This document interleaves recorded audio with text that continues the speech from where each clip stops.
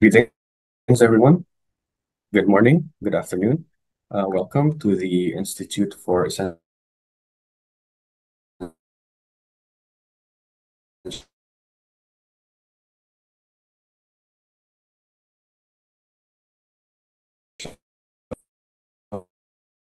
Today. Thank you all for joining us. We're thrilled to have you here. I look forward to a productive discussion. This webinar will run for 2 hours, structured as follows. First are some opening remarks from ISR, followed by presentations by our distinguished panelists. And following that is an interactive Q&A session where I encourage all participants to engage with our experts. So without further ado, I would like to invite Arif Rosadi, Program Manager of Climate and Energy Diplomacy at ISR, to deliver his welcoming remarks. Arif, the floor is yours.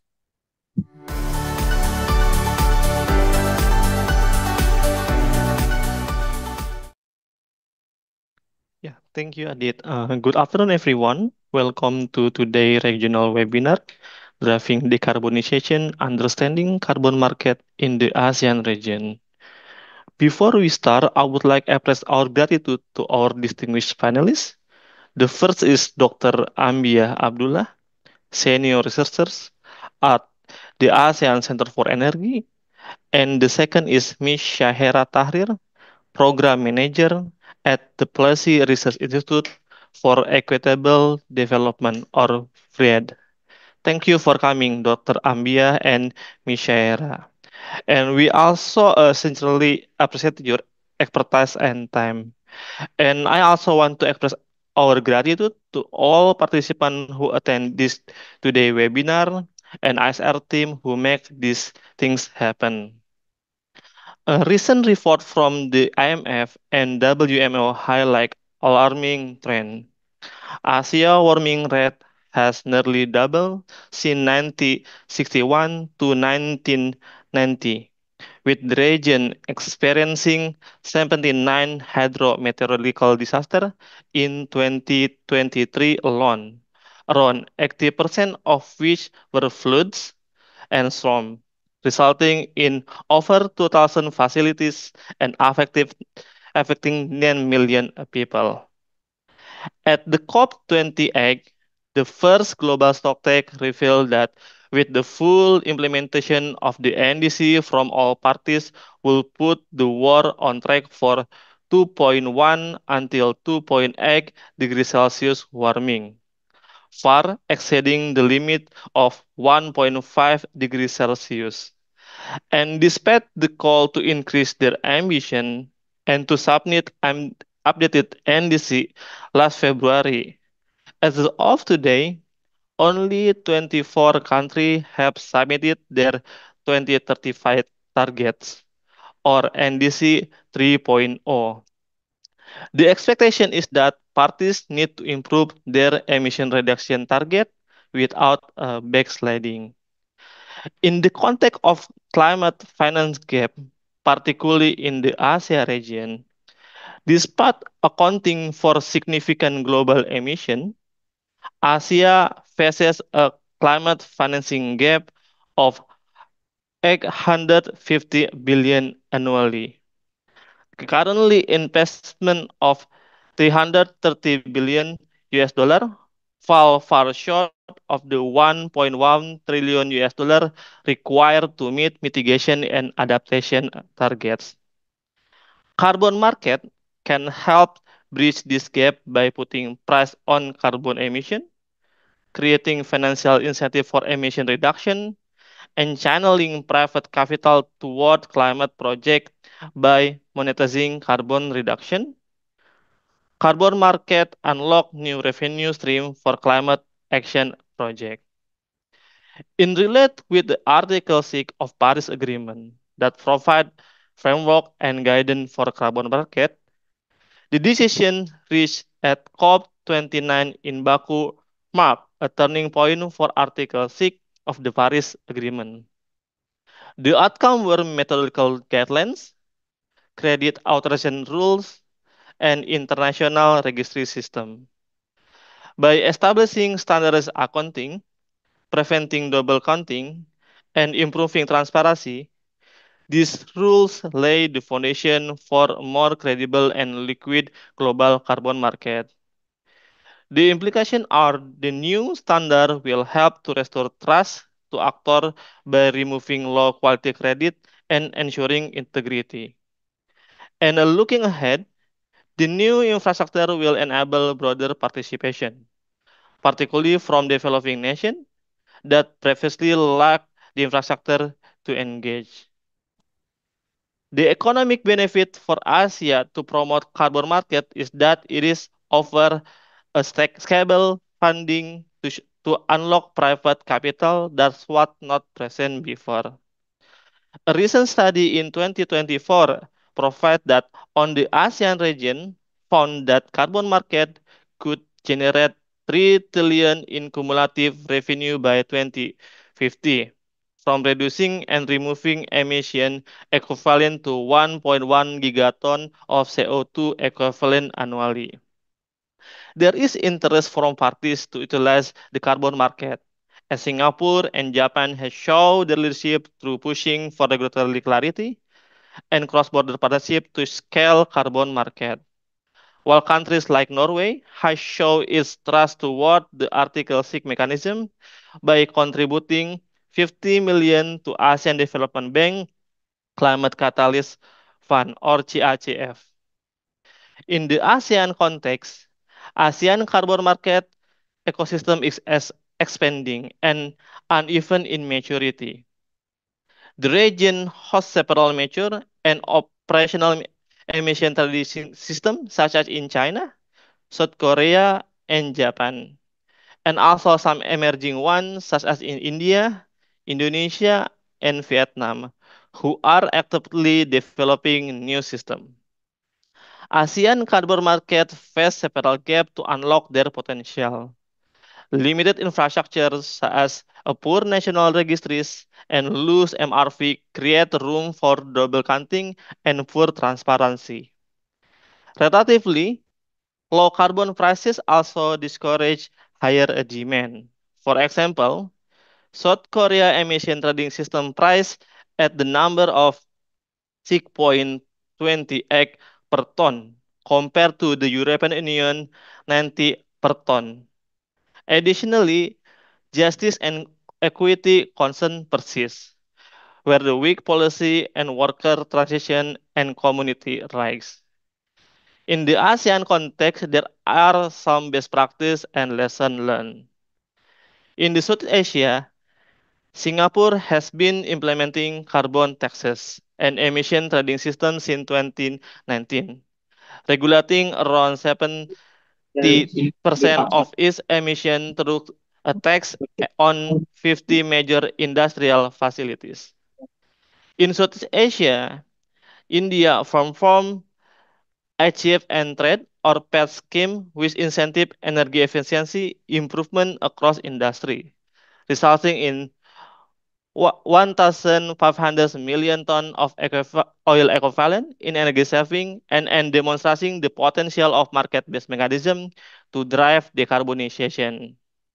East Asia is the leading region which countries like Japan, with their joint credit mechanism, facilitating bilateral cooperation, and China, which operate the world's largest emission trading system, covering roughly 8 billion ton CO2 equivalent and continuing to expand its sectoral coverage as recently as few months ago.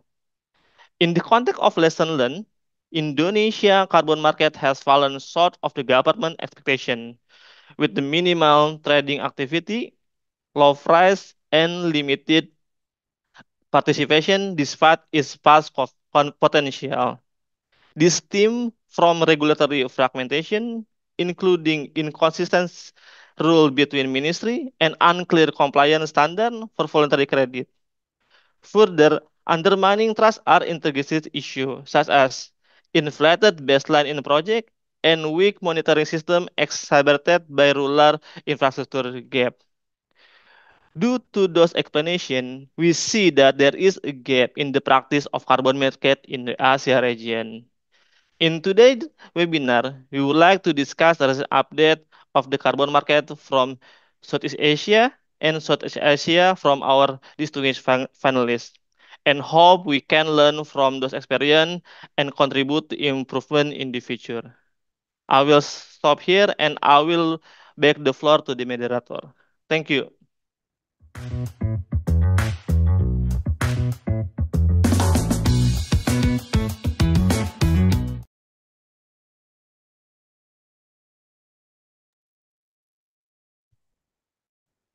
Thank you, Arif, for the insightful introduction. Now, let's proceed to our panelist presentations. Our first speaker today is Dr. Ambia Abdullah, Senior Researcher in the Energy Modeling and Policy Planning Department at ASEAN Center for Energy, or ACE. ACE is an intergovernmental organization representing the 10 ASEAN member states in the energy sector, an expert in macroeconomics, climate change, and energy policy. She will discuss carbon markets in Southeast Asia. Dr. Ambia, you have 20 minutes.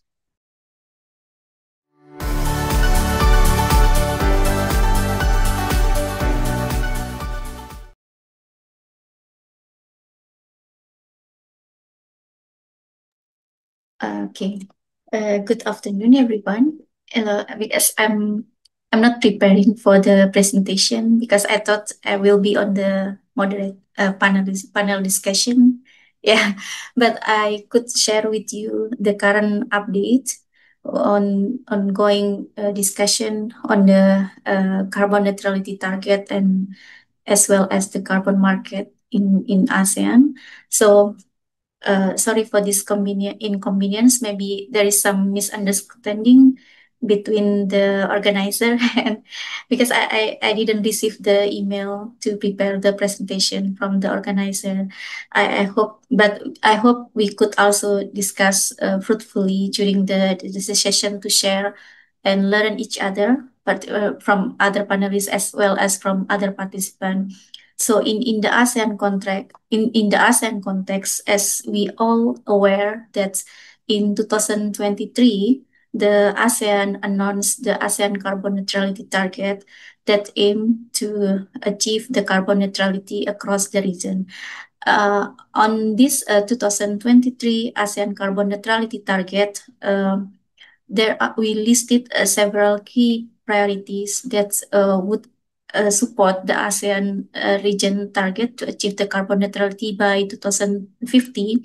So we listed the key priorities will be one based on the GHG emission potential of this priority sector, as well as we also consider the economic potential of this sector into the ASEAN or regional economic benefit as well. So we consider not only the emission reduction potential, but also how this emission potential would also could bring the positive economic benefit for the region as well. So among those five key priority, power sector is considered as a one dominant or significant sector that contribute around 35% of the total ASEAN carbon emission, GHG emission. And the second one will be from the transport. The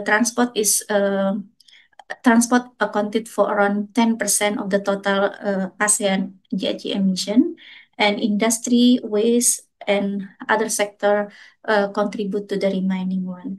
Why this is important? Because we see the power sector and transport are two dominant sector contribute significantly to the total ASEAN total GHG emission in the region. So most of the mitigation measure on achieving the carbon neutrality will be focused on these two sectors, on the power and as well on the transport. And then now let us look how the ASEAN would like to achieve the carbon neutrality across these five sectors, especially on these two key sectors, on the power and the transport. So we would like to emphasize on the introduction accelerating or deploying the emerging technology like on the CCS and other technology, but as well as because now we also have a momentum on the ASEAN power grid interconnection. Grid interconnection would be also one of the key mitigation measure for the ASEAN to achieve the carbon neutrality as well as to stabilize the energy supply across the region. And then when we look on the total investment needed for this carbon neutrality measure under the 2023 ASEAN carbon neutrality strategy, we estimated that it will require around 0.8 trillion until 0.8 trillion until 1.1 trillion US dollar would be required by the ASEAN to achieve the carbon neutrality target until 2030.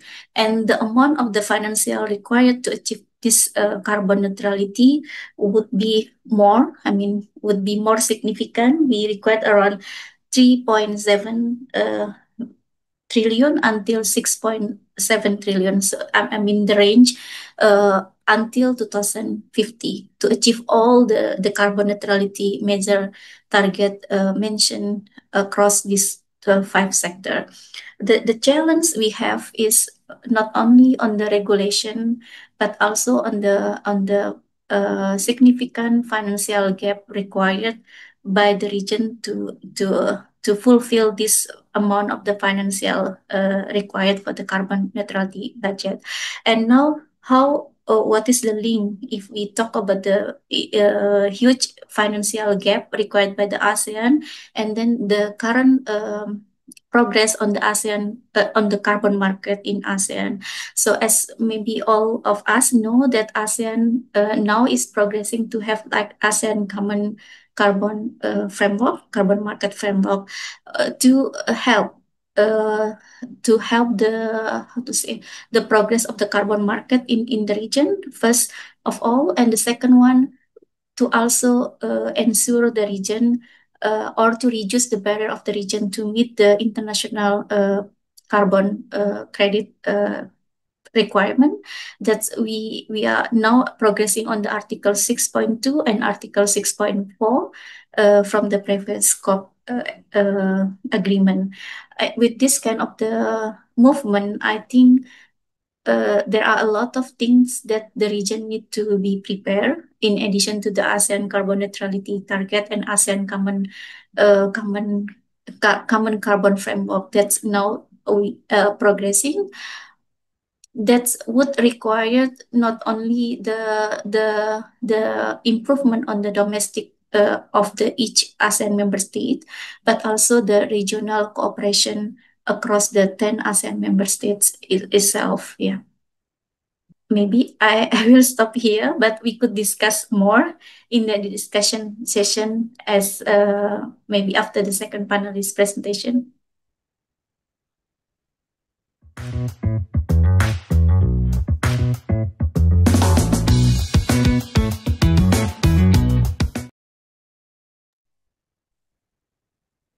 Okay, thank you, Dr. Ambia, for the enlightening presentation. We're sorry for the inconvenience everyone involved, as there has been a miscommunication for presentation, but we can still have a fruitful discussion hopefully after this session. So next, we're honored to welcome Ms. Shahira Tahir, Research Program Manager at Policy Research Institute for Equitable Development, or PRIED, which is an independent public interest think tank dedicated to working on climate justice and clean energy. Her work focuses on renewable energy economics, coal power impacts, and climate adaptation. She will be sharing insights on carbon markets in South Asia. Ms. Shahira, you have 20 minutes. The floor is yours.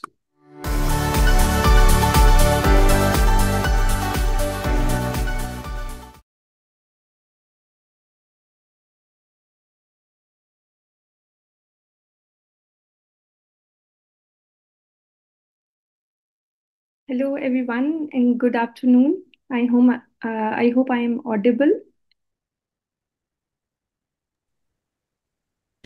Yes, you can hear you. Okay. So, thank you so much for the introduction. Today, I will be talking mostly about carbon markets in Pakistan and the South Asian region. And before I delve into the topic, I would just like to first reiterate some facts about Pakistan's climate commitments. Pakistan is among the 10 most vulnerable countries which will be impacted by the climate change. And in the past many years, we have seen that already with massive floods in 2022 then recurring heat waves every summer, and then extreme temperatures. So, uh, with this context, Pakistan had been very committed towards mitigating and adapting to the impacts of climate change, knowing the condition of its vulnerability as well. So Pakistan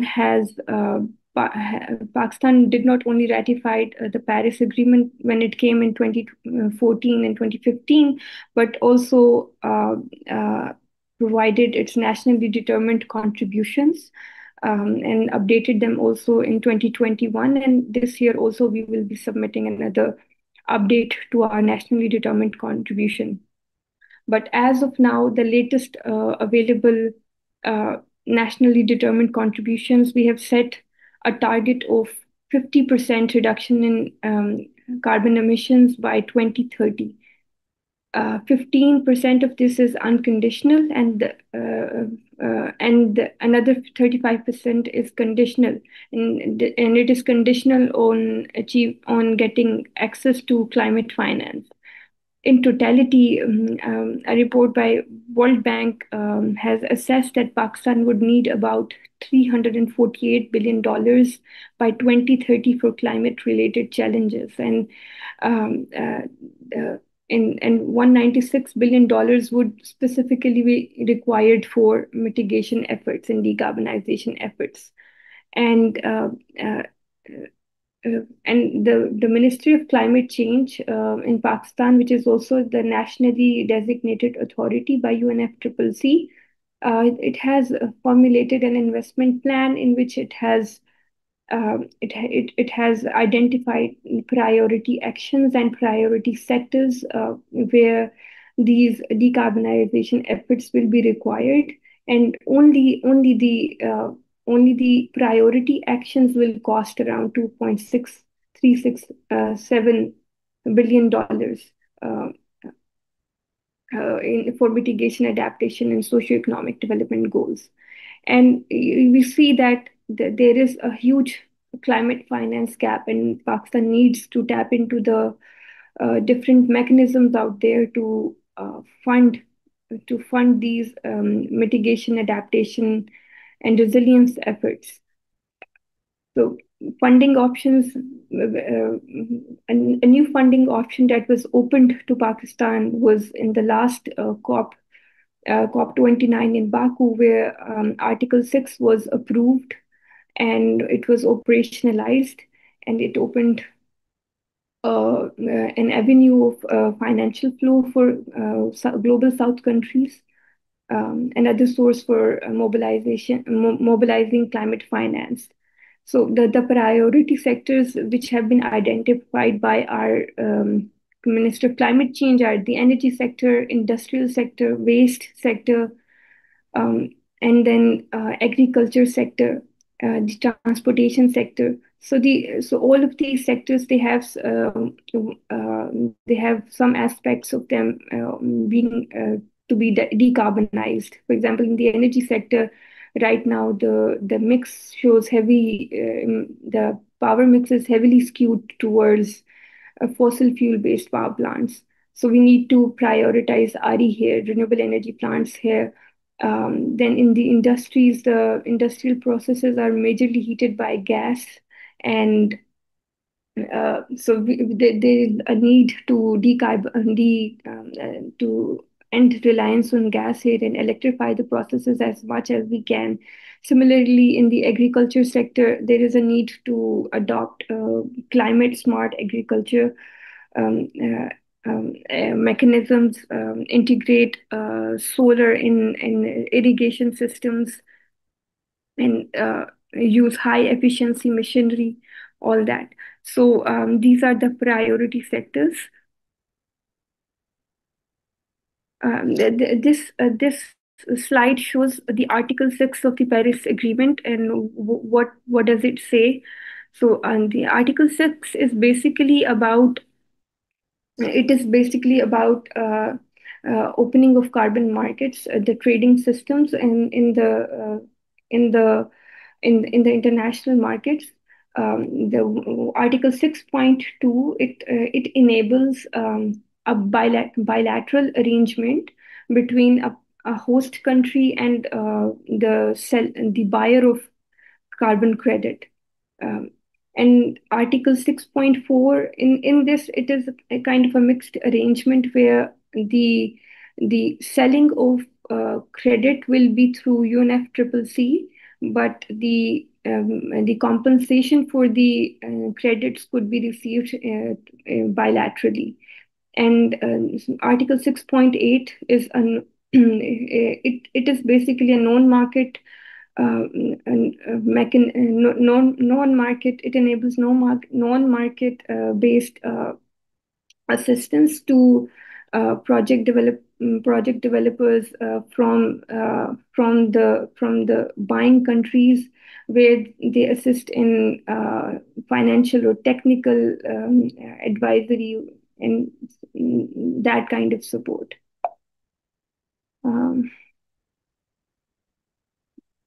So so the carbon market status in Pakistan, it is relatively at it is at a very nascent stage right now. It has just begun, but it has the potential to generate about $2 to $5 billion by 2030 for Pakistan. Pakistan has participated in voluntary carbon markets. I'll explain what that is in the next slide. But right now, what Pakistan has recently done is it has developed policy guidelines for trading in the carbon markets. And the aim of developing these guidelines is to foster low emissions, sustainable economic development, enhance climate resilience, environmental integrity, and socio-economic well-being of the communities, encourage private sector participation and financial flows for carbon offsetting and emissions reduction projects, comply with the terms of the International Paris Agreement. And of course, the most important is to implement a transparent and robust measurement, reporting, and verification system for the carbon credits in line with international standards, and generate high quality carbon credits which are truly additional in nature, which are verifiable and are not claimed by any other entity, to avoid the risk of double counting. The voluntary carbon markets are basically, by the name, you can guess, there are no regulatory bodies to oversight it, to overlook it. Anyone, any organization or individual who thinks, who wants to decarbonize who wants to comply, who wants to self-comply, like companies do, that we want to become carbon neutral by a certain year, they can develop a project, a green sustainable project, and then have it verified by an independent third party, and then that third party issues the carbon credits, and those credits then can be sold in the international market. Whereas in the compliance markets, these are basically regulated markets driven by the government and sub-national governments, and it has certain targets in mind. They set certain targets of capping the emissions to a certain level, and these are basically binding regulations, so you have to comply with them.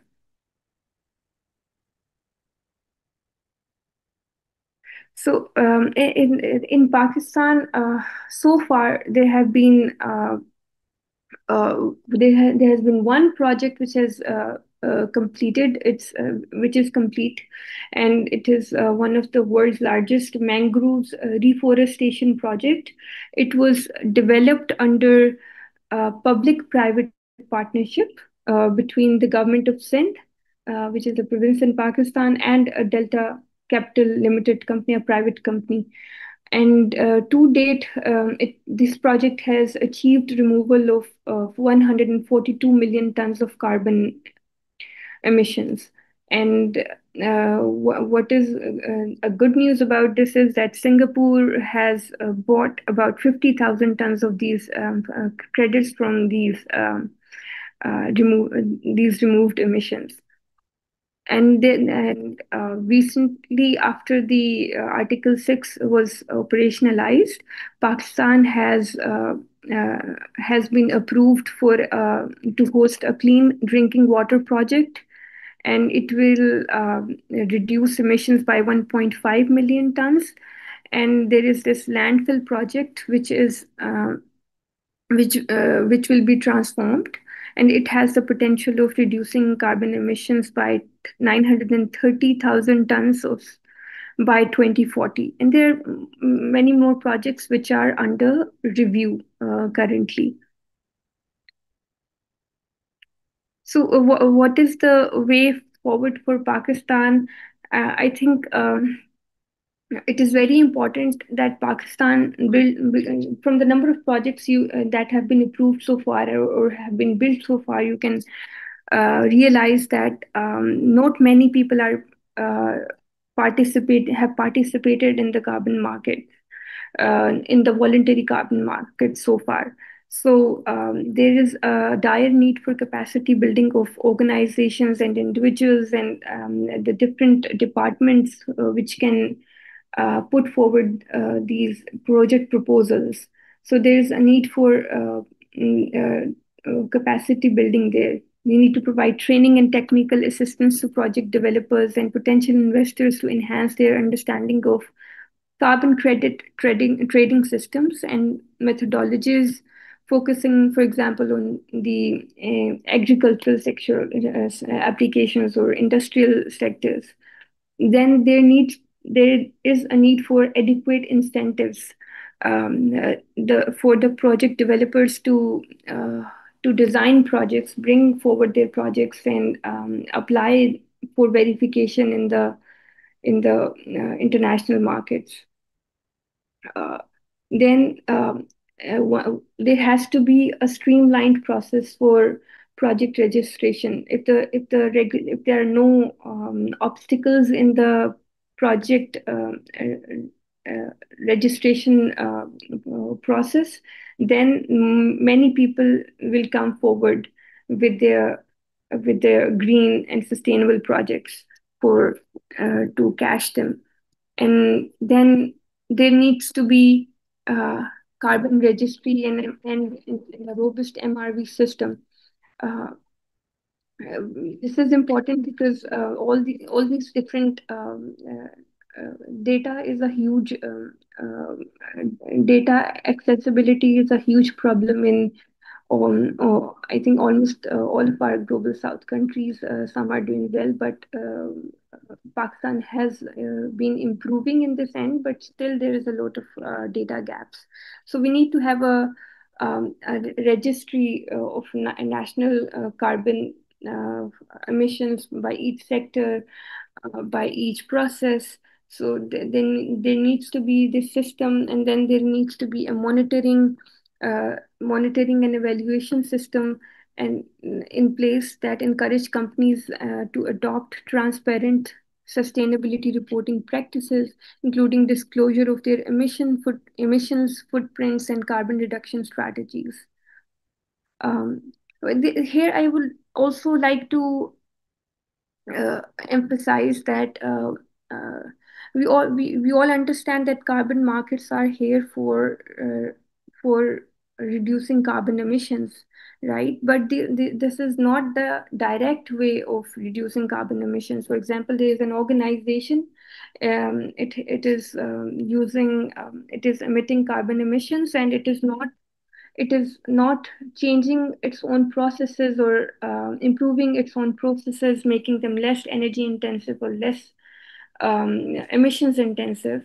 That should not be the case. In the presence of carbon markets, they can easily go buy credits in the international markets and comply.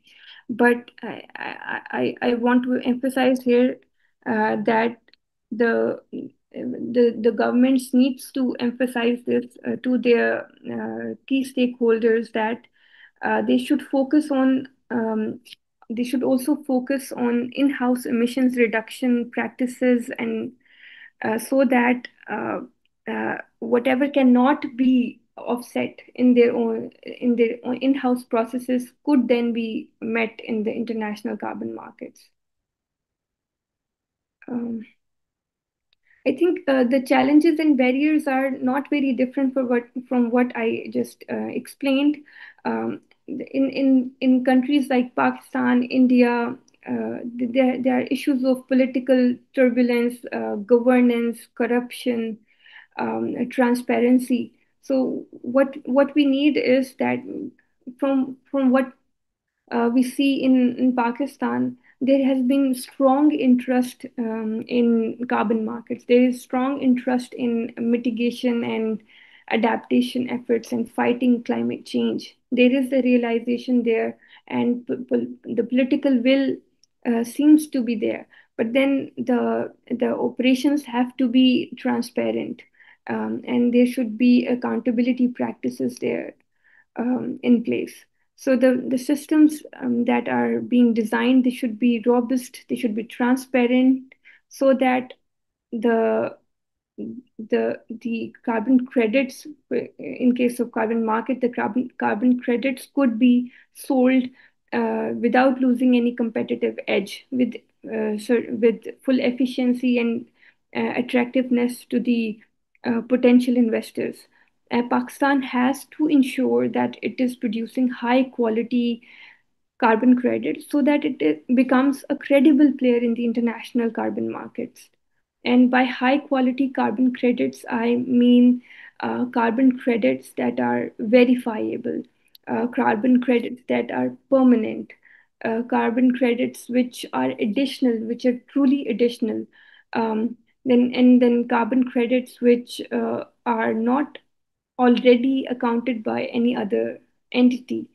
And those credits must also not be creating any environment of uh, uh, unjust environment, causing disturbance or disruption for local communities, um, or workers, or not invade any human rights.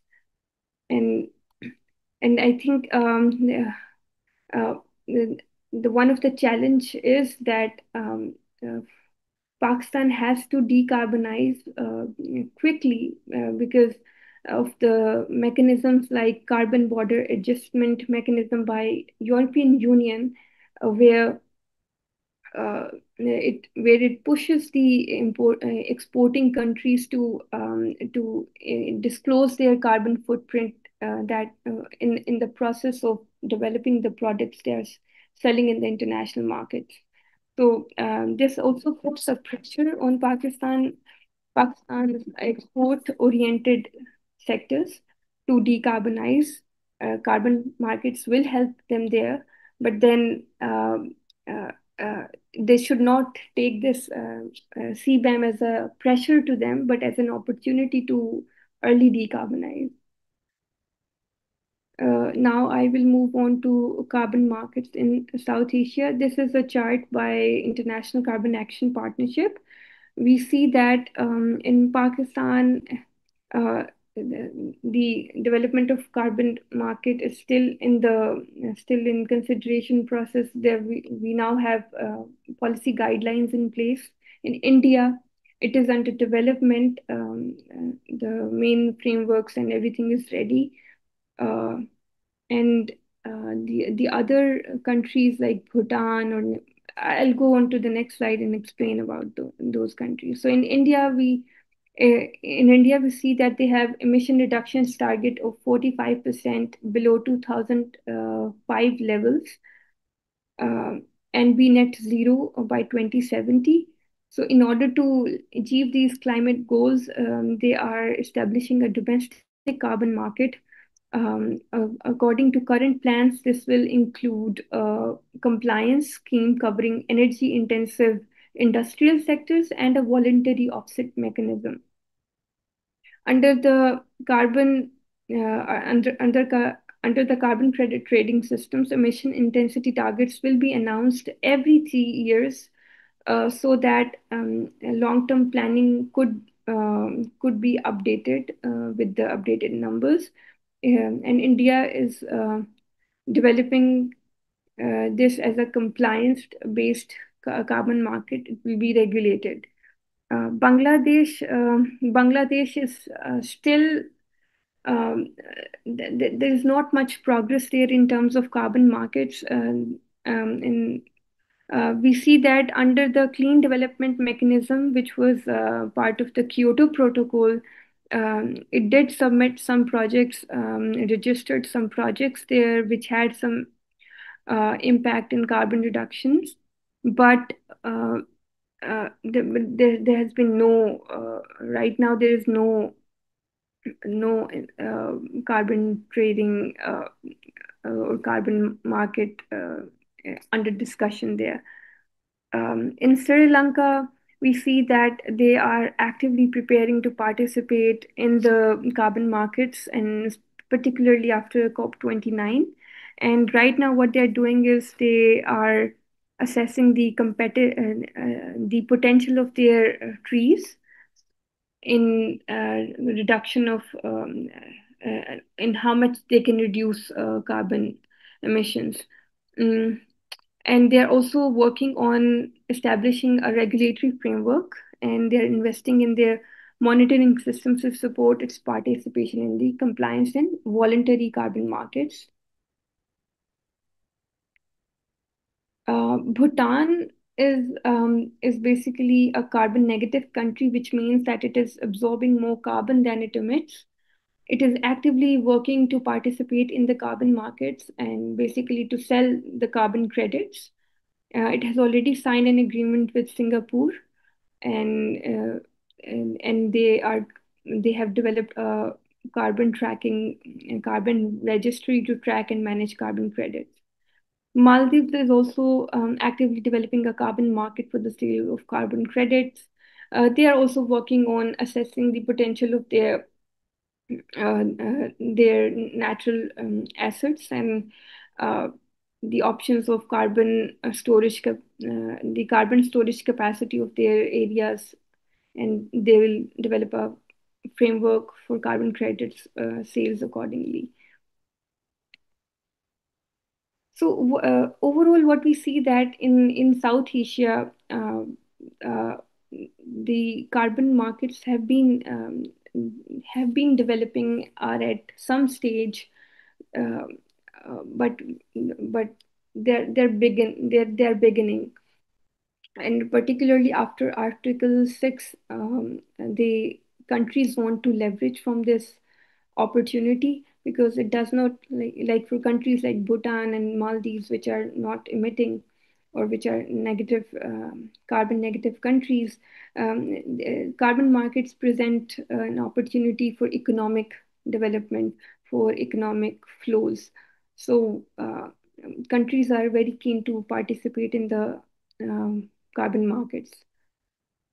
And most of the South Asian countries have achieved significant financial flows from CDM, India being the largest recipient of CDM projects. And so overall, the carbon markets, there is no opposition to carbon markets as such. The countries want to tap into this market to bridge the financial gaps, as well as reduce as well as work towards their climate targets.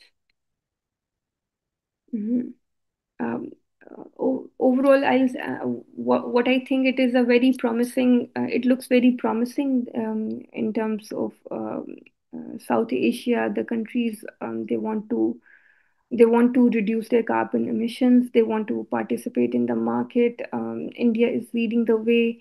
India already had developed an emission trading system back in 2012, where they reduced particulate matter emissions, in their industrial sector. And right now it is also leading the way with development of a carbon credit trading system. Uh, and there are other countries which are working on their readiness for participation in the carbon markets, because it does require some readiness. If the stakeholders, if the participants, they don't know how to participate in the carbon markets, they don't understand the terms, they don't understand the processes, then they'll not be coming forward. So countries are actively focusing on their readiness to enter and effectively participate in the carbon markets. Countries like Bangladesh, I think they need to realize their potential in benefiting from carbon markets and focus on targeted capacity building programs for professional and organizations to implement high quality carbon reduction projects. Thank you, and I will be happy to answer any questions later on.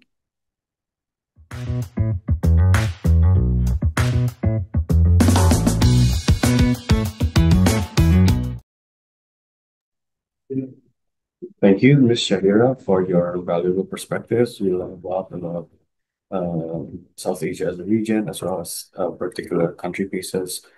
Thank you for that. And before we open the Q&A session, as promised to Dr. Ambia, we'll discuss a little bit more with Dr. Ambia regarding Southeast Asia. Maybe I'd like to ask Dr. Ambia about the state of carbon markets in the ASEAN countries, because you spoke before about ASEAN as a whole, as an organization. Could you talk more about the state of carbon markets in the Southeast Asia region as a whole, as well as particular countries that you know? Are there any best practices, any challenges, any significant events or milestones that have happened recently? Yeah, could you answer that question? Thank you. Thank you, Mr. Aditya. Is my voice clear? Okay. Yes, Yeah, clear. sorry for misunderstanding between us and organizer. Yeah. But nice to hear about the progress of the carbon market in South Asia. When we talk about the Southeast Asia, I think now the carbon market itself is progressing significantly. I see, I think Miss Inda raised her hand. Do you have something to say? Because I see you raise your hand. No? Yes, Miss. I wanna ask about something. Miss Inda, Maybe later. maybe after this Yeah. question, we'll go back to you. Yes, I think after that. Okay, thank you. Yeah. So my apologies again for the organizer and all the participants. I just feel not good because it seemed I don't meet your expectation for inviting us as a speaker. But I hope we could discuss fruitfully during the discussion session. So when we talk about the carbon market progressing in Southeast Asia, or we say in ASEAN, so I think it's progressing significantly, as I think last year was also announced that the four countries of the ASEAN, Thailand, Malaysia, Indonesia, and Singapore, together with the ASEAN Alliance on Carbon Market, signed the MOU to develop the ASEAN Common Carbon Market Framework. This ASEAN Common Carbon Market Framework is become more important and also crucial in timely, because it's kind of the continuation and complement with the 2023 ASEAN carbon neutrality strategy. So we hope with this ASEAN Common Carbon Market Framework, we could remove the barriers and minimize or reduce the financial gap to finance the carbon neutrality target in ASEAN. As we know that now, if we look on the supply of the carbon market, particularly we talk about Indonesia, and is also applied to other ASEAN countries as well. We have like a domestic carbon market as governed by the national regulation. And the second one, we also have the last one, Article 6.2 and Article 6.4. And the third, we also have like a voluntary carbon market uh, regulation as well. I mean, so with this kind of the three mechanism on the supply side of the carbon market, I think we could be optimistic that we could move forward more significantly for the ASEAN carbon market. But there are the things that we also need to prepare for the ASEAN as a region, how the ASEAN would benefit more in this participation on the international carbon market itself. One is we aware that the capacity of the region in align the national carbon credit regulation, also like MRV standard need to be enhanced to meet the international standard. That's homework that the region would like to improve one by one in the coming next year, 5 years of the ASEAN target. And the second one, the regulation itself need to be re-examined. I mean, the national carbon market regulation of the each ASEAN market also need to be examined in addition to enhancing the human capacity in carbon credit, in understanding the carbon credit mechanism itself.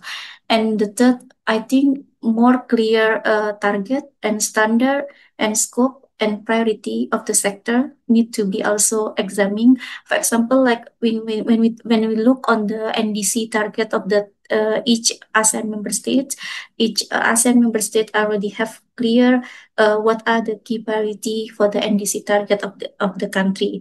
And I think now most of the ASEAN member state also preparing for the submission of the NDC 3.0 to the UNFCCC. That means they will update the target and also the priority sector itself. But if we would like to fully maximize the benefit of the involving in the international carbon credit carbon market, I think each EMS have to set the clear scope and standard and priority, which one among the NDC key sector will be go to the international or mandatory carbon market, or which one need to go to maybe fit better with the voluntary one. That's one need to be also examined carefully. Okay, thank you, Dr. Ambia, for your answer. So now we can open the floor for questions. We encourage you to raise your hand and ask live with video if possible, or you can also type the questions in the chat. Before this, we have Ibu Indah, if you would like to ask a question first. Maybe we will open 3 questions if there are in after Ibu Indah. Dari from there. Okay. Thanks for opportunities. Thanks for opportunities. I'm Indah Sumaningsi. I would like to ask 2 point of question to all the speaker. Considering the significant variation in economic development and regulatory capacity among ASEAN countries, how can a unified carbon markets be designed to ensure both fairness and environmental accountability?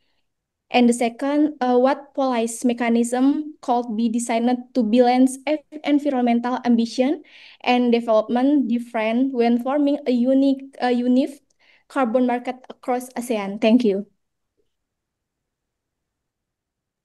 Thank you, Indah. Could you tell us where your organization is from? Sorry. I reply my question. Sorry, could you say where you're from, the organization, Okay. or are you just individual?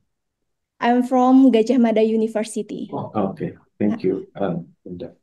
Are there any other questions?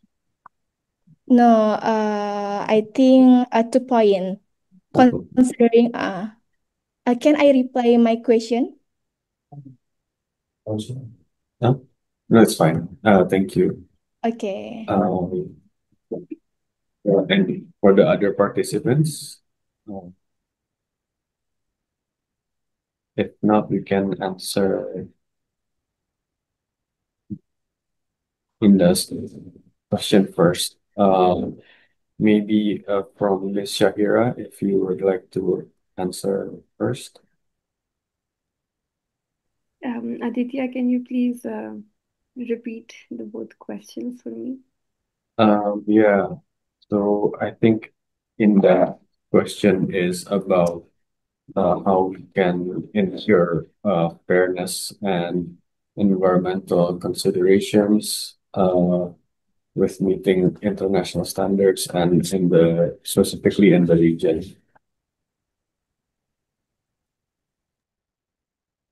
I think Dr. Ambia also just reflected on that, and we also spoke in the presentation that there needs to be a very robust mechanism in place about monitoring, reporting, and verification of carbon credits.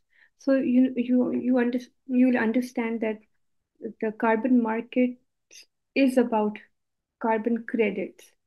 So if there is a project and that project is that you want to take for uh, issuance of carbon credit, then it has to meet certain standards. And those standards are in the voluntary markets ensured by the third party, um, independent third parties.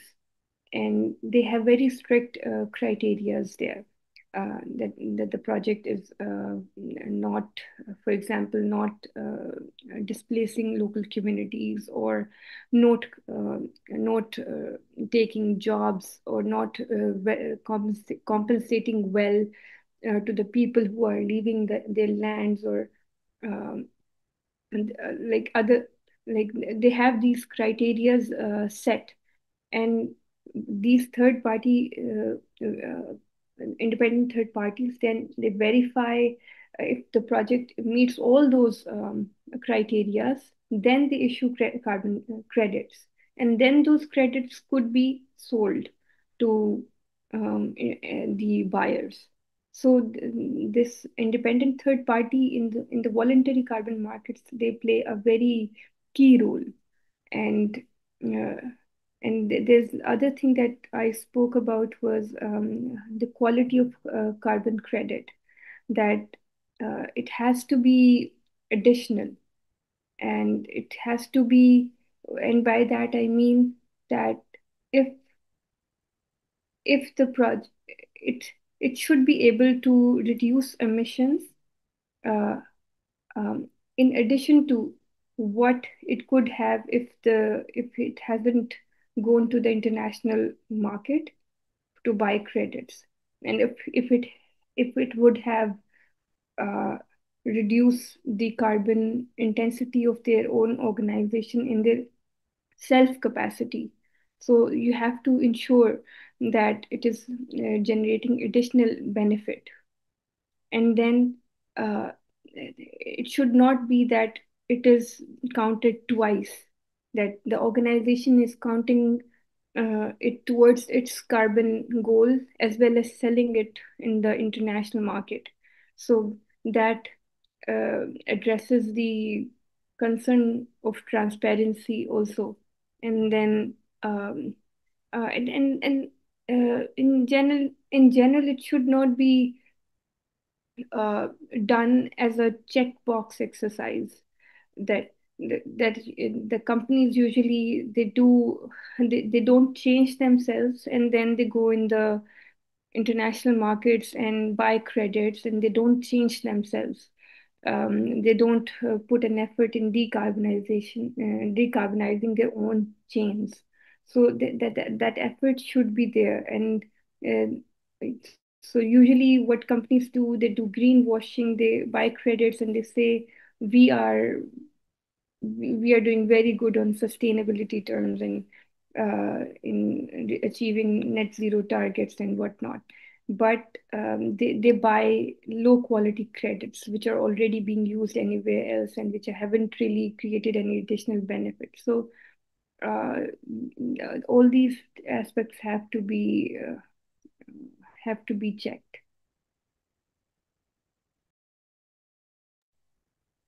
Thank you, Ms. Shahira. For Dr. Ambia, would you like to add on that?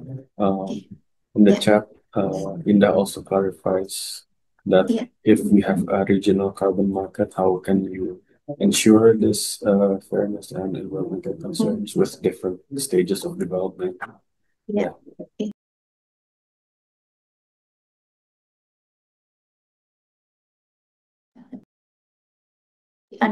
Okay. I agree with what Miss Shahira mentioned, and I would like to add some point that may give you additional understanding about the current progress and development of the carbon market in ASEAN. So, Miss Shahira mentioned that is not that simple when we want to sell or we want to buy the carbon credit. I mean, in carbon market.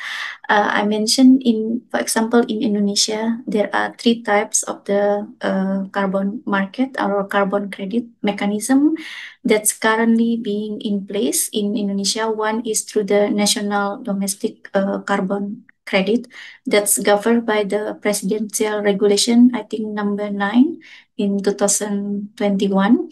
And this one, if we would like to register the carbon credit accounting, we need to fulfill some requirement and we need to meet the requirement set by the Indonesian government through the regulation. And I think we also need to register to the specific database on the carbon credit registry of the national, under the Indonesian government. And the second and the third one, the second is Ms. Shahira also mentioned on third party about like we can define third party into two. One is the voluntary one. Usually we use like through FERA or Gold Standard or others. And the third one, the last approved during the COP last year is about the Article 6.2 and Article 6.4. The how to say, the second and the third, if we would like to participate, we need to follow the specific procedure for the specific regulation for the carbon accounting before we able to buy or to sell the carbon credit itself. So in addition to the Article 6.2 and Article 6.4, I think your question mentioned about the environmental integrity. Ms. Shahira also pointed out this one. So the procedure and the requirement are more complicated. If the ASEAN would like to register to the international carbon market to participate under the Article 6.2 and Article 6.4, because it will need ASEAN to fulfill the requirement, whether it's the carbon credit itself need some corresponding adjustment or not. Corresponding adjustment because we will trade one carbon credit from one country to another country. Each country, even among the ASEAN, they have their own standard and regulation that would need to unify and to standardize. That's the corresponding adjustment will take a important role on this. And the second one, there is also requirement for there is like whether the project or the carbon credit has the additionality in terms of the environmental integrity or not. That I think is answer on some question, your first question, yeah.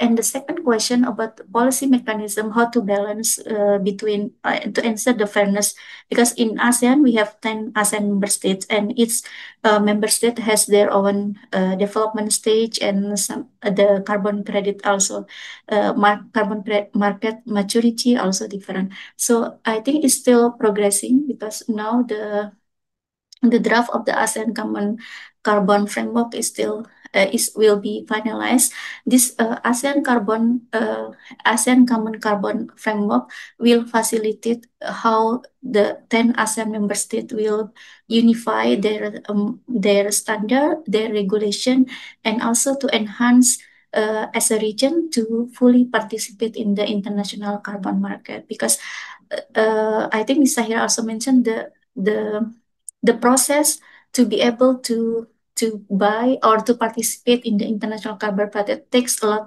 long time, and also needs verification from the third party.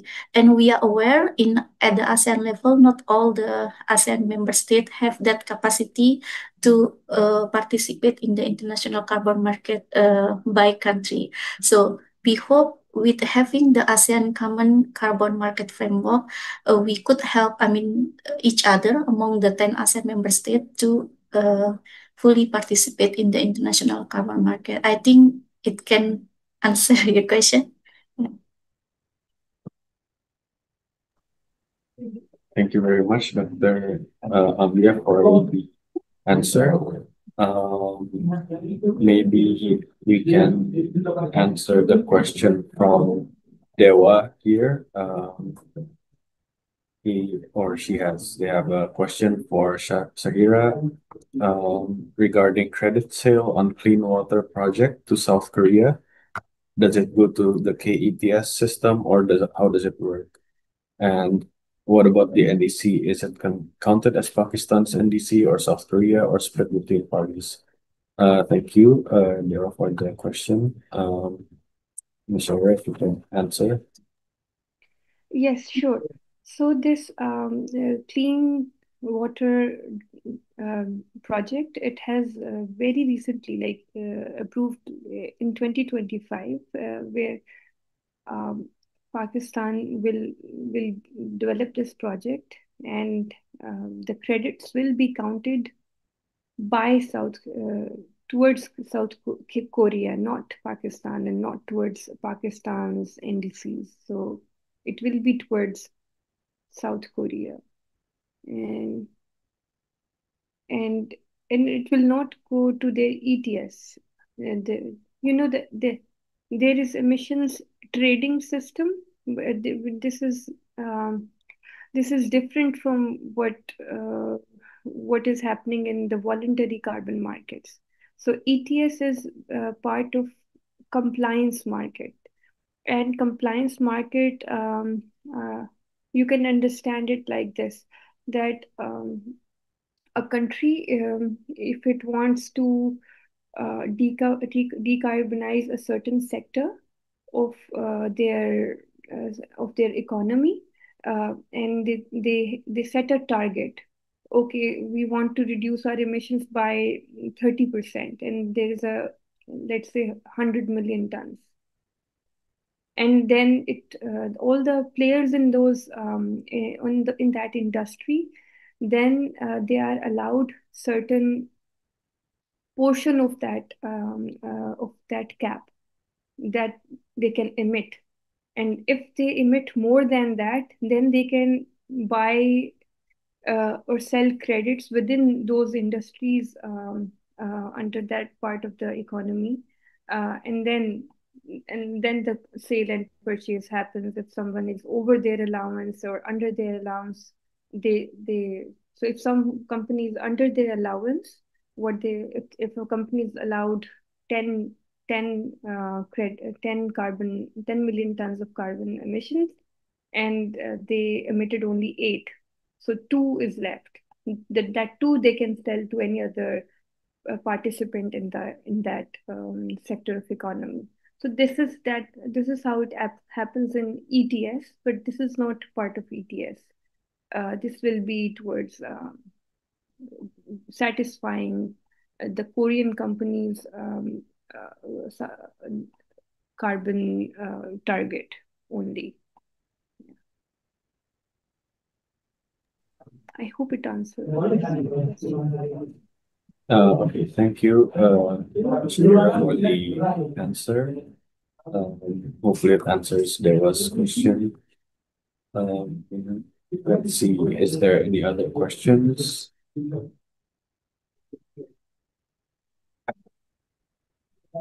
We also see that there are a number of participants from the South Asian region or Southeast Asia. Oh, there's another question.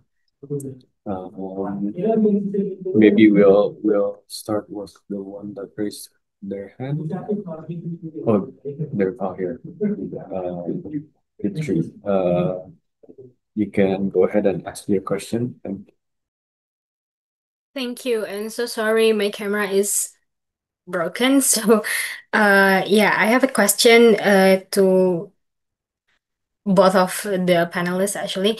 So basically, we're talking about how to create a mechanism for supply in ASEAN region or in Asia in general. But my question is more on how do we drive the demand to go to specifically ASEAN region, because I'm working for a consultant company that helps uh, uh, attract the demand for Indonesian's carbon market. But I have a lot of insights from both Dr. Ambia and sorry, um, Shahira for our efforts to organize internally the supply mechanism, but I haven't heard about how to attract the demand.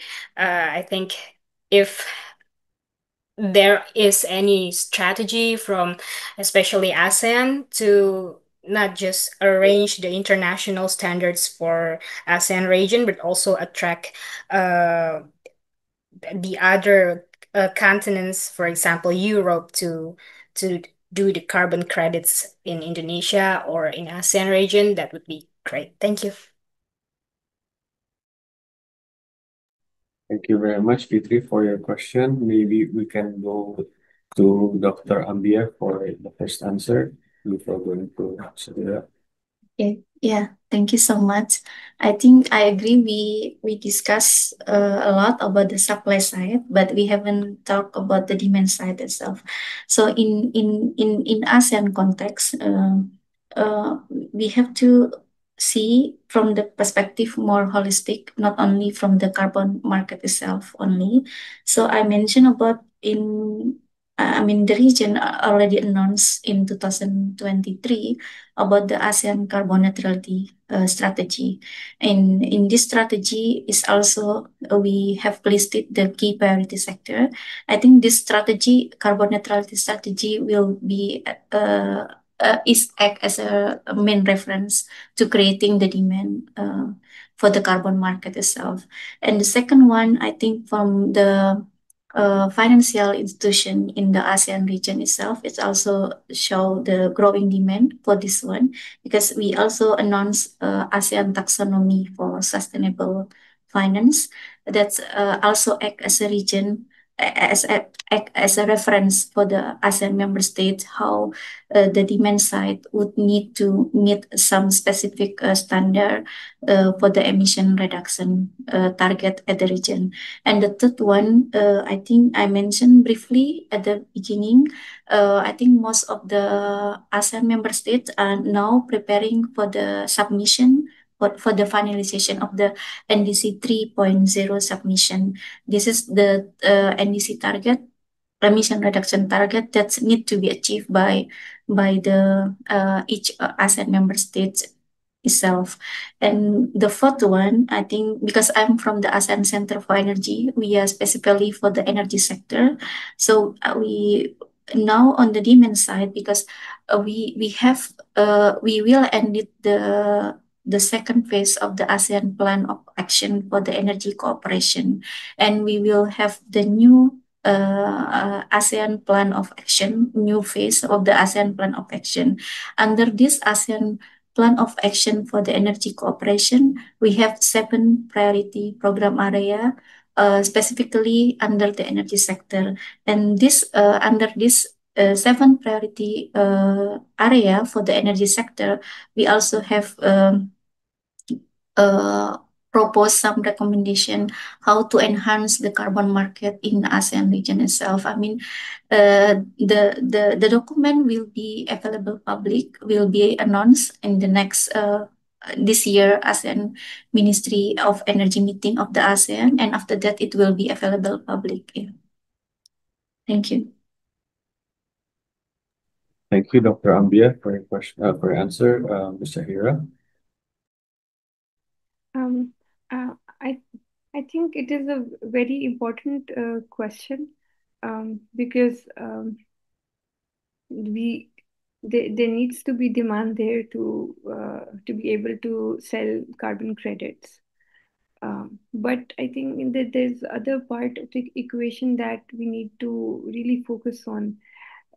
If you understood from the numbers I shared, from Pakistan, we only had one project in the voluntary carbon market which was operational. It is not only because that we were not able to project to the international. It is not because that others are not interested in Pakistan, but I think it is more on the capacity of our organizations, our investors, potential investors, who are not aware that such mechanisms are available uh, to attract international finance. So I think when Bangladesh is a very good example here. Bangladesh has like under the clean development mechanism, which was part of the Kyoto Protocol, Bangladesh was not able to register projects more than like 10. It was not able, and over the course of, you can say, 20 years, and then and still now we see that there is a huge gap in development, there is a lack of regulatory policies, and lack of direction right now, that they that they are that there is lack of awareness, as Dr. Ambia also pointed out earlier, that the process is not simple. When you're filling those forms, when you are trying to meet all the eligibility criterias, to be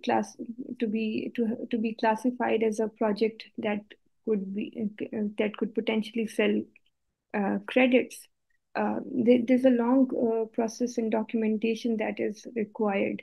And in Pakistan also, we see that not many projects uh, were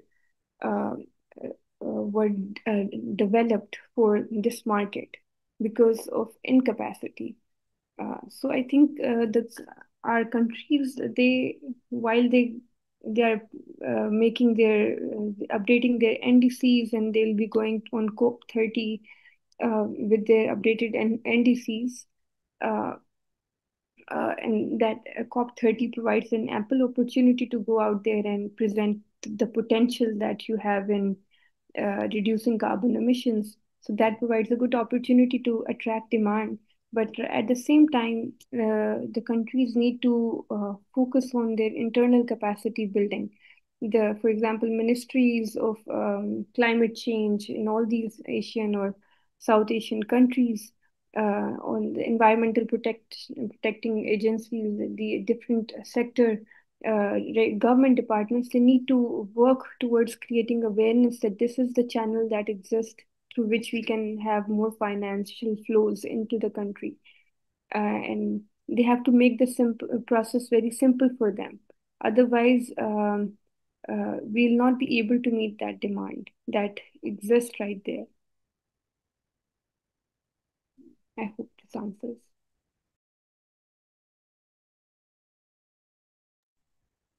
Thank you, Shahira, for your answer. Hopefully it answers your question, Fitri. I see that there is another question from Fadil.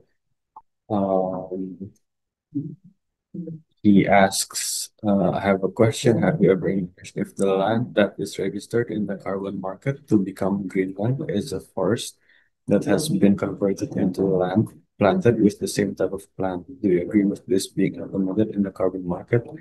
What do you think about that? I think that what the question is trying to ask is if the efforts or the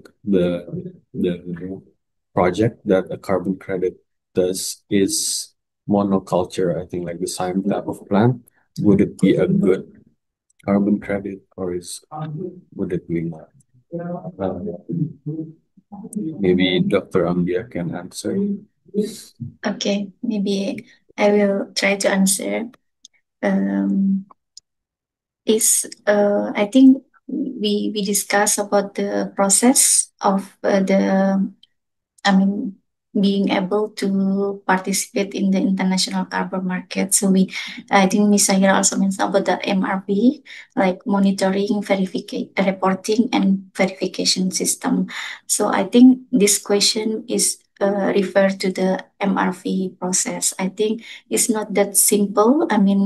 It's difficult to answer whether it's it can be considered as a carbon market because we have to go through the procedure and requirement for the MRV the system itself. So we need to check like the whether there is a emission reduction happen in the specific project, and also need to verify, and also we need to follow to this several procedure that have been there. I think that's one I can answer, but I would like to highlight the one that's I think we talk a lot about the capacity building. Ms. Shahira also mentioned. In creating demand, also the main challenge I think in the ASEAN nowadays for that one is we still have limited carbon market infrastructure. When we talk about the carbon market infrastructure, it can refer to the capacity, human capacity to do like MRV system, to understand the procedure when we would like to register or participate in the international carbon market. And the second one, it also can refer to the current regulation and accounting system for the carbon market in each ASEAN member state. There is a lot of things need to be done before we can fully participate in the international carbon market itself. And MRV itself is one of that, like the monitoring, reporting, and verification accounting methodology need to be enhanced, especially for the human capacity itself inside of the region. Yeah. Thank you, Dr. Ambia, for your answer. Would you like to add to that, Ms. Shahira? Yeah, I would like to add to what I was saying earlier, and I forgot to highlight that. I think what is also missing in creating demand is the partnerships that we can have. Like the government have more knowledge about all these channels, and maybe the private sector does not. So it is important that government can create those partnerships with the private sector players and engage them whenever it is applying for carbon credits issuance and verification of their projects. So I think we really need to build on these partnerships and involve private sector in it. Thank you, Shahira, for your answer. Is there any other questions from the participants?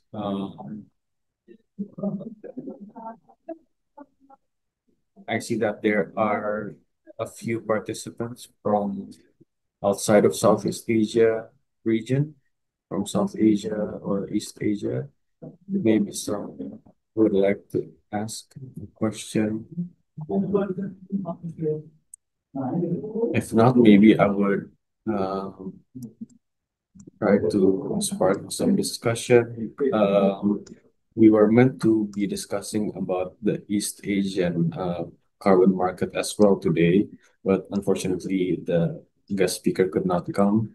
Could Dr. Ambia and Shahira talk about the East Asian carbon market, what you know about it, and have from what I know that it is one of the best practice in the Asian region.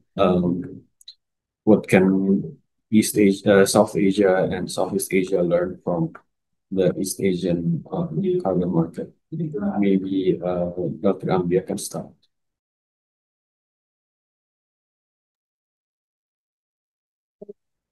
It's hard question, yeah, I think, because when we talk about the best practice in the ASEAN, but I think Indonesia may be one of the uh, good example because now I see the Indonesian carbon market is moving forward, and I mean, of course, we have Thailand also could be another good example from the ASEAN, and Malaysia and Singapore as well. I think those four are leading in the ASEAN carbon market, and those four countries also are the ones who sign together with the ASEAN Alliance on Carbon Market to sign MOU for the development on the ASEAN Common Carbon Market Framework for the ASEAN. Yeah, and Malaysia, I think Malaysia will be the ASEAN chairmanship for this year in Kuala Lumpur because every year the ASEAN chairmanship is changing according to alphabetical, and Malaysia this year will be the chairmanship for the ASEAN for the All ASEAN meeting, and the theme they raise is about inclusivity and sustainability. So sustainability is more on the also pointing out on the emission reduction and also the energy security and inclusivity because we also think the energy security, sustainability, and affordability need to also include all the relevant stakeholder in the region. Thank you for your answer, Dr. Ambia. Ms. Sarah, could you add from South Asia, maybe? I think in South Asia there aren't except for India, it has India, you can say, presents some best examples. It hasn't. It is in the process of developing the carbon credit trading system, but from their earlier implementation of an ETS, which was successful in meeting its emission reduction targets, we can look at Indian case study to get the best idea, to get the idea about what has worked. And it was basically an emission trading system, not otherwise. But India in generally is also um, uh, has projected um, itself as a key player in clean development mechanism. I think it was second country under a clean development mechanism uh, which was able to attract which was able to attract I think about I am I'll share with you the numbers from my slides. Just a minute.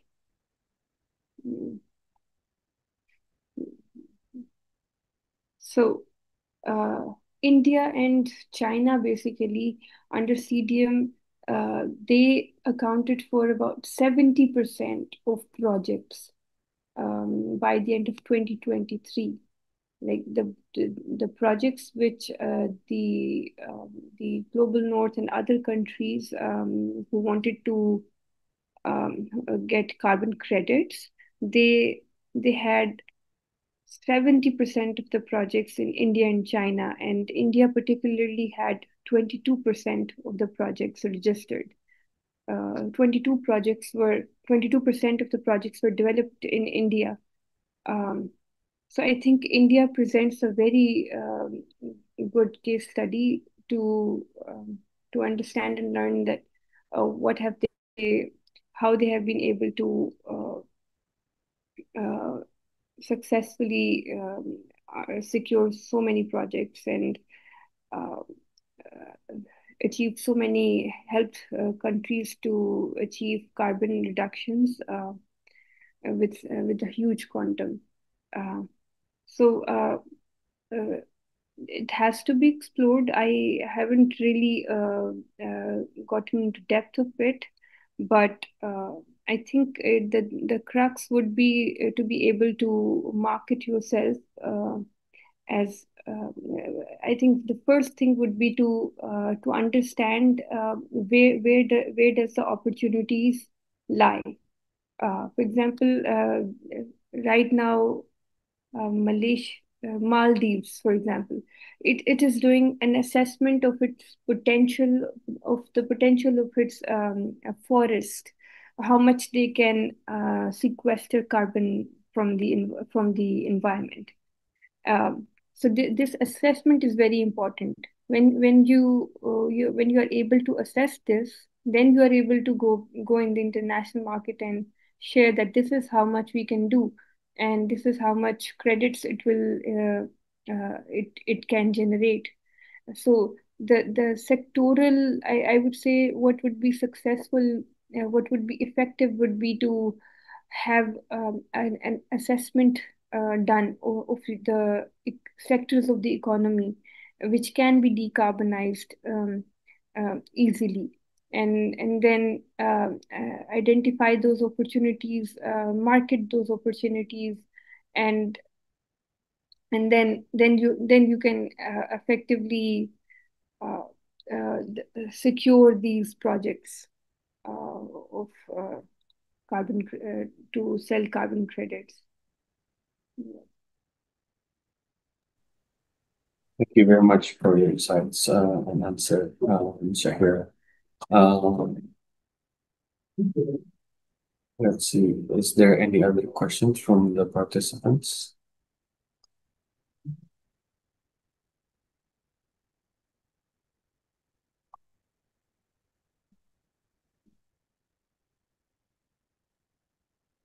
I don't think that there is. Maybe I'll ask the final question before we wrap up.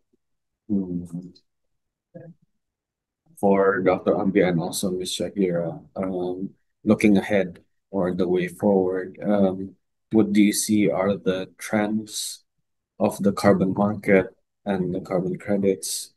And also, there is an upcoming COP, Conference of Parties, COP 30 at Brazil later this year. What do you think about that event? Will there be any significant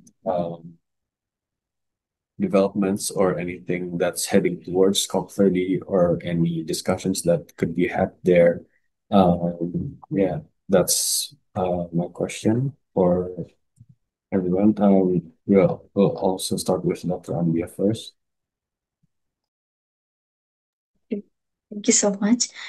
I mean, if we look on the current progress of the ASEAN carbon market, especially on the finalization of the ASEAN common carbon framework in ASEAN, and also the progress of the other ASEAN milestone on the other sector as well, I see the promising role of the carbon market.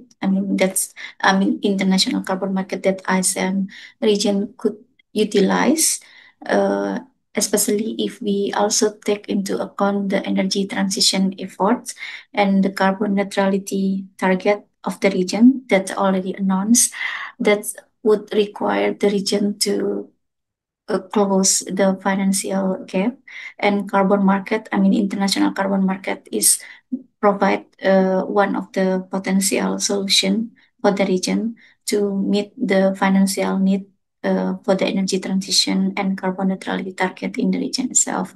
And then now we are waiting for the final submission of the NDC 3.0 of the, I think most of the ASEAN member country will submit their final version of the NDC 3.0 to enhance their emission reduction target. This update of the NDC 3.0 actually will be also an important input for ASEAN carbon neutrality progress itself as a region together, and other ASEAN energy cooperation for the next coming years. Thank you very much, Dr. Ambia, for your answer. Ms. Shahira. I think in South Asia, the outlook is promising. We see that every country is making an effort to tap into this into the carbon markets, because there is a huge financial gap that exists and that has not been covered by the international by the international community. The global north, global south countries are still being affected, and so the if they have to, if our countries have to self-sustain, and then they have to actively look into these mechanisms, and they are trying the same right now with, for example, Pakistan just issued guidelines, and the next step would be to have a clear policy framework in place, and do the have a registry in place, have designated authorities in place, and a process in place after consultations and all that. So our countries are trying to bridge the financial gap, because it is huge, and this presents, the carbon market presents an opportunity for enhanced financial flows towards our countries. And I think COP30 would prove to be useful in providing more clarity on how things will operate under Article 6. The Article 6 was approved in last COP, but I think there will be more clarity that is expected in the coming COP.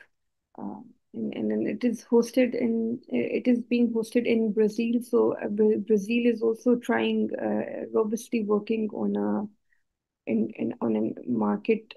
carbon market mechanism, and I think they will also present that. So we have opportunity to learn from that also. So I think it will be significant in terms of Article 6, COP30. Yeah. Thank you very much for your answer. I will ask for one more time if there is any more questions from the participants.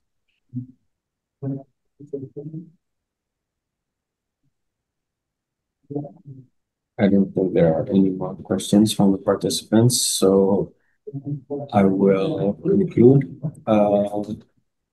this webinar. This concludes the discussion for today. Very big thank you to our honored panelists, Dr. Ambia, as well as Ms. Shahira here, for your participation and your insights and your knowledge. And also to the participants who have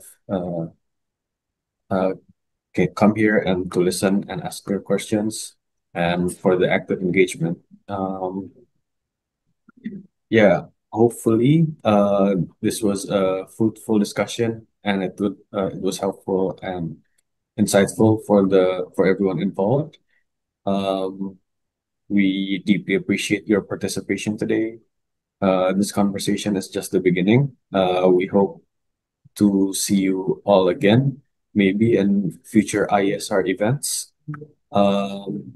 And yeah, goodbye and have a wonderful rest of your day. Goodbye. Bye.